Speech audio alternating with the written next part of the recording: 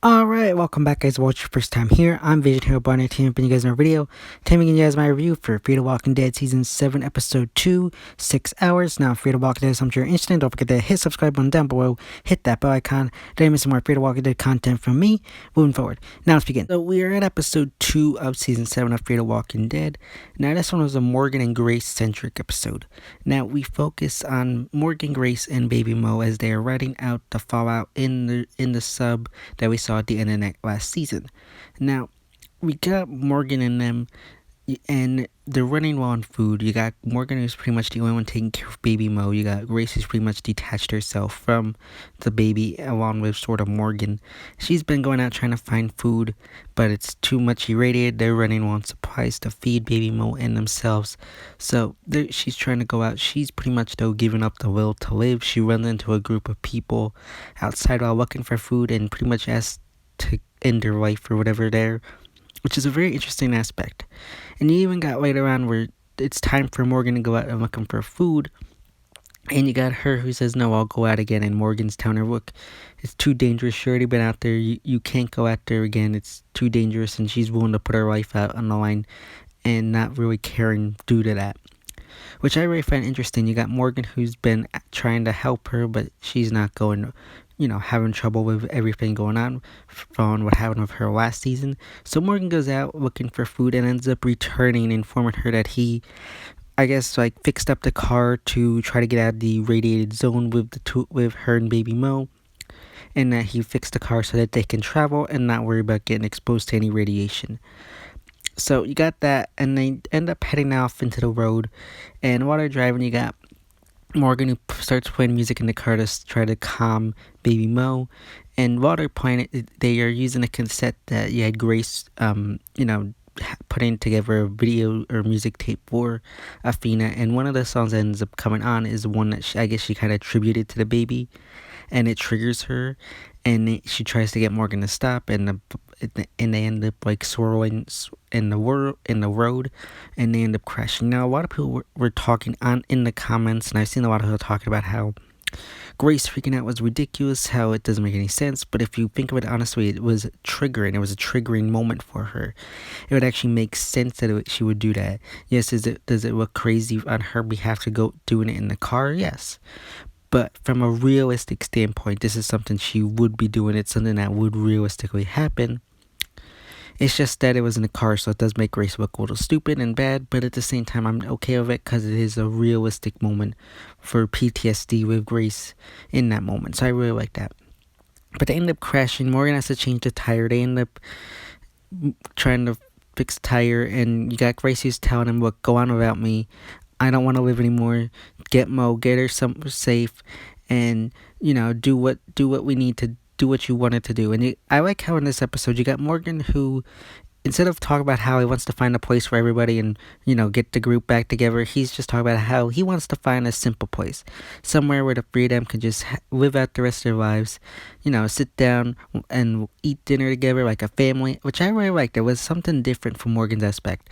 And I'll touch a little bit more on this later on in the episode, because it is more important to his character later on. And you got the two of them, like I said, they're trying to fix a tire, and they end up running into this family that Grace had seen earlier on in this episode, this couple who are this desperate group of survivors, and they want the car, and they're pretty much hijacking Morgan. Morgan's trying to talk them out, say, look, we can get to safety, we can get out of here together, but these guys are just too far gone at this point. There's no saving them. And you got the two of them, you got the four of them who end up holding up in this place, and you got walkers coming at them all directions. You got Morgan trying to negotiate with these guys, and you got this strange car show up while they're doing this, and a guy come out. Morgan's trying to confront him from a distance, fires off a few shots of asking who this guy was, but he ends up getting shot a few times, and after a little bit, after being shot, he runs off and abandons whatever he's doing, which is weird. It just felt a little stupid and weird that they do that. He just gets shots and runs off. Again, it just comes off as silly, and I'll touch more on it later on. But they got that going on. You got them trying to soothe Mo because she's crying again, And you got Morgan who's been telling her this whole episode, look, you sing to her, it'll calm her down. But you got Grace who's not going for it. She's still, dealing with the trauma of losing Athena from last season. And you got Morgan who's finally confronts the wife because she kind of breaks down, and it's revealed that they also had a baby because they said they're trying to rescue their daughter, and it's revealed that her daughter is already dead. She got exposed to radiation, and the pain was so much, and they wanted to put her out of her misery that the husband killed her, which is really dark. Another dark and insane moment for Fear. Like, really, you're going that route again? But I really how they do use these dark moments like this. It's something different that you don't really see in the main show or that often in general in The Walking Dead. So I really liked how they did that there. And you got Morgan who puts down their baby because I guess they just smothered it and they never actually put it down. So you got that happen. You got Morgan who's trying to get to Grace because he's worried now that Athena's in danger, and you got the husband who's about to smother her, and Grace saves Mo at the last minute, which I really liked. I really liked that. And then at that point, you got Grace who finally starts singing to her, and kind of getting a little bit more of an attachment to the baby, and then you got the three of them who ends up just deciding, look, we've wasted too much time. Which goes back to the episode's title, 6 hours, because they're only allowed to be in the radiation for 6 hours at a time. Otherwise, it's too long. And they realize that they're running out of time and they won't be able to make it out of the safe zone in time. So they decide to leave the wife there and head back to the sub.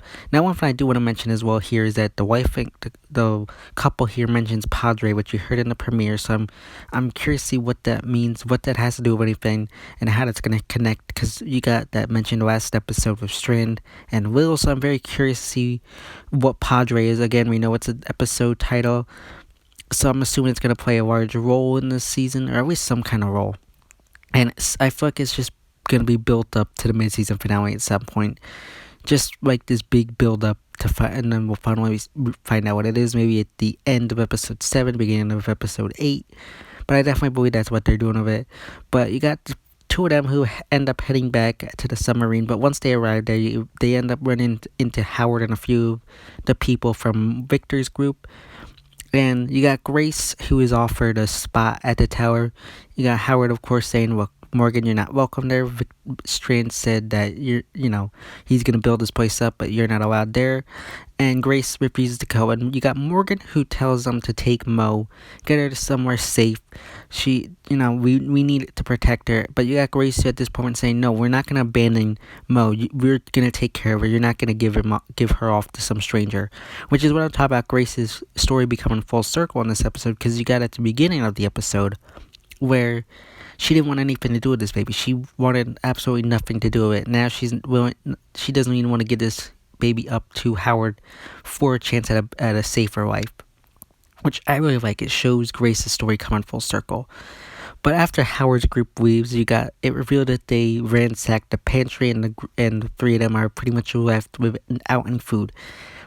At which point they feel like, okay, what do we do now? However, at this moment you got the reveal that baby Mo starts crawling, and they find this open hatch on the floor filled with a bunch of food and supplies, one of it of course being powdered milk, which allows them to make formula for baby Mo. And it just ends there for them, which I really like. Now, a lot of people I know probably will argue oh, they just happen to find food under the ground in the sub. I'm like, and I understand where people might be coming to. You also got to remember it's a military submarine. So it would make sense that they would have stockpiled food, stockpiled, supplies. So I'm not taking off points there. I do believe it makes sense in that aspect. But then, of course, you end the episode with this huge cliffhanger revealing Emilie's twin brother from last season, the bounty hunter from season 1 premiere, and he was the one who shot at them and ran away, which again, I'm still going to say stupid and taking off points there. But he reveals that he's hunting down Morgan to avenge his brother's death, which is really cool. I really like that. The actress is very cool. I know a lot of fans were upset that they killed off Emilie last season, so bringing in a twin brother is really cool and exciting. Very interested to see what they do with this character and see how they can make him different from Emilie, because you don't want to make this character too much similar to Emilie, but you also gotta kind of make it look like he's an actual twin, but you just don't want to make it so obvious that he's, the twin brother. you want to make it the fans realize, oh, maybe this isn't like the same guy. So I really hope they do that. Overall, I thought this was a decent episode, and I'm glad they addressed Grace's PTSD this early on in the season. Get it out of the way. You don't need to drag it out. I also want to mention how they covered an interesting topic with Morgan, because like I said at the beginning of the episode, I said he's like pretty much really taking care of this kid. He really is invested in it. And right around when the couple tries to kidnap or hijack their car and steal Mo, one of the things he yells at is he's not losing another baby. Now, one of the things I'm curious about, whether he intended if he meant Athena or if he meant Dwayne. That's something I'm very curious. I hope at some point maybe they'll address this. I doubt they will. But it'd be very curious to know if he meant Athena or Dwayne. That's a very interesting topic there, because I don't know if Morgan would consider Athena his actual kid. I'm assuming he probably would, but also I would maybe see this as also a reference to Dwayne. I'm just thought I'd put that out here. Plus, Morgan also had somewhat of a story arc, because like I said at the beginning, he was the only one taking care of Athena, but then at the end, he's willing to give her up for a safer life.